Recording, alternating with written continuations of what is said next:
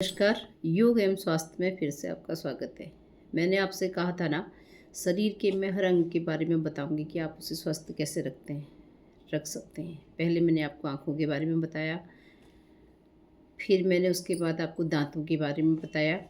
आज हम बात करते हैं अपने सबसे इम्पोर्टेंट अंग स्किन की। यानी शरीर का हर अंग महत्वपूर्ण है, पर स्किन हमारी जो होती है वो हमारे उत्सर्जित तंत्र का काम करती है। कैसे? जी हाँ, जो आपकी बॉडी को डिटॉक्स करने का भी काम आपकी स्किन भी करती है।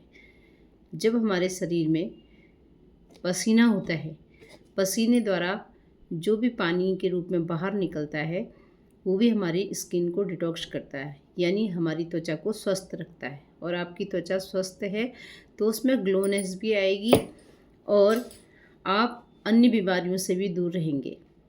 तो हमें स्किन को सही रखने के लिए क्या करना चाहिए? हमें स्किन को सही रखने के लिए सबसे पहले अपने कपड़ों की स्वच्छता का भी ध्यान रखना चाहिए।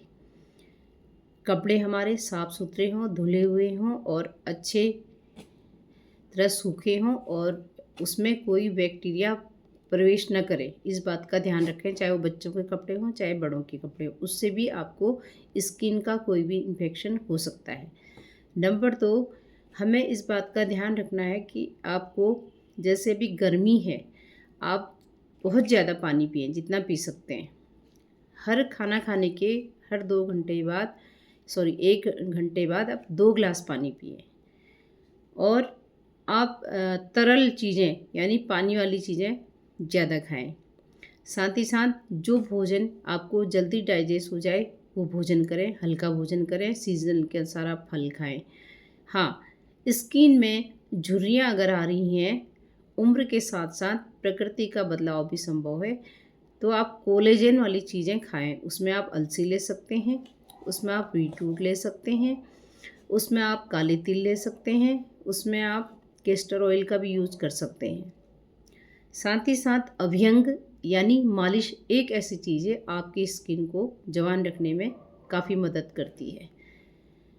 हाँ जी, एक बात और बता दूँ, जब भी आप स्ट्रेस लेंगे तो भी आपकी चेहरे पर जो हैं पिंपल्स, एक्ने या झाइयाँ ज़रूर आएंगी। इसलिए तनाव से दूरी बना कर रखें। माहौल कैसा भी हो, आप अपने आप को ठीक रखने का प्रयास करें। साथ ही साथ आपका पेट साफ रहना चाहिए, उससे भी आपके मुंह में दाने हो जाते हैं। साथ ही साथ आपका ब्लड पूरी तरह प्यूरिफाई होना चाहिए। इसके लिए आप नीम के पत्तों का प्रयोग कर सकते हैं। आप रोज़ नहीं खा सकते तो हफ्ते में 2 या 3 दिन नीम के पत्तों को चबा कर खाइए, पीछे से पानी पी लीजिए। नहीं खा सकते हैं तो उसका पानी पी लीजिए।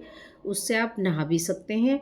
जिससे आपको फोड़े, फुंसी या कोई कीड़ा मकोड़ा आपके कपड़ों में चल जाएगा तो आपको स्किन का कोई इन्फेक्शन नहीं होगा।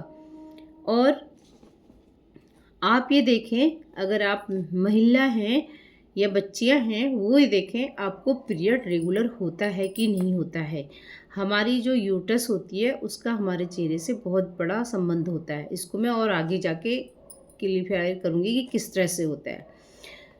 तो इसलिए आप जो हैं अपने पीरियड का भी ध्यान रखिए, वो ठीक समय से आता है और ठीक आपका ब्लड का फ्लू रहता है और कितने दिन तक आता है।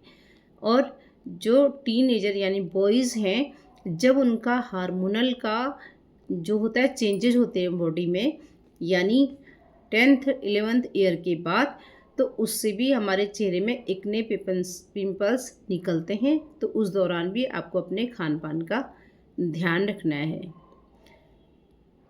इसी तरह ढेर सारी चीज़ों की मैं आपको जानकारी दूंगी। कल मैं नाक के बारे में आपको बताऊंगी कि नाक का इन्फेक्शन यानी नाक में को आप कैसे स्वस्थ रख सकते हैं, ताकि आप उम्र भर सूंघ कर किसी भी चीज़ का पता लगा लें। नमस्कार, बने रहिए मेरे साथ।